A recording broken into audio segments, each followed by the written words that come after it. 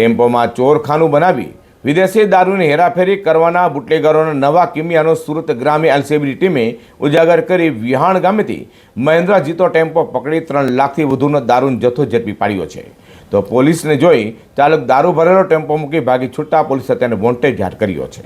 સુરત વિભાગના પોલીસ મહાનિરીક્ષક પ્રેમવીરસિંહની રાહબરી હેઠળ પોલીસ અધિક્ષક રાજેશ ગઢીયાની સૂચના લઈને એલસીબી પીઆઈઆરબી ભટોર અને પેરોલ ફ્લસ સ્કોડના પીઆઈ એમઆર સકોડિયાના માર્ગદર્શન હેઠળ જરૂરી સૂચના મુજબ એલસીબી પીએસઆઈ એચસી મણસાણીની ટીમ દારૂ જુગારની પ્રવૃત્તિઓ પર વોચ રાખી બેઠી હતી. ત્યારે પીએસઆઈ એચસી મણસાણીની ટીમના અનામેડ કોન્સ્ટેબલ ચિરાગ જયંતિલા તથા અનામેડ કોન્સ્ટેબલ નાગજી કરસનભાઈ, અનામેડ કોન્સ્ટેબલ નિલેશ જીતુભાઈને એવી બાતમી મળી હતી કે બારડોલી મોટી ફરોડથી ડુંગર ચીકડી ગઈ વિહાણ તરફ આવતા એક બંધ બોડીના ટેમ્પામાં દારૂનો જથ્થો હેરાફેરી કરાઈ રહ્યો છે. જે માહિતીના આધારે પીએસઆઈ એચસી મસાણીની ટીમે વિહાણ ચોકડી પાસે નાકાબંધી કરી હતી. ત્યારે બાતમીવાળો મહેન્દ્રા જીતો ટેમ્પો આવતા જ ચાલકે પોલીસને જોઈ લેતા દારૂ ભરેલો ટેમ્પો સ્થળે મૂકી ચાલક ભાગી છૂટ્યો હતો.